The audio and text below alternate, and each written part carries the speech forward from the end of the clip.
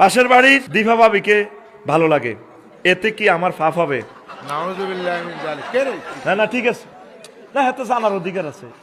এরকম প্রশ্ন তো নবীজিরে করছে, নবী আমার একটা দিভা ভাবি আছে, না শুনেন না, আর আইতাল হামাবা সহিয়াল বকারি হাদিস, ইয়া রাসূলুল্লাহ আমার অজ্ঞা ভাবি আছে, আর আইতাল হামাবা, আপনি দেবর ভাবির সম্পর্কে কি জবাব দেন? নবীজি বলেন আল হামবু আল মত, দিভা ভাবির সাথে দেবর ভাবির সম্পর্ক হচ্ছে মতের মতো।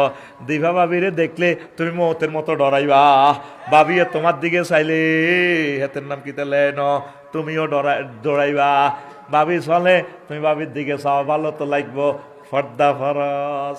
তোর ভাবি কেমনে চলে তুই হিডে কসের ঘটনা কিতা? দিভা ভাবির দিকে তাকানো যাবে না। দিভা ভাবিকে আল্লাহ হায়াতে তৈবা দেখ। আমার দিভা ভাবি আশা করি পর্দা করবেন, দিভা ভাবির দেবর আপনি পর্দা করবেন, দ্রুত বিয়ে শাদী করবেন, এটাই নসিহা। ধন্যবাদ।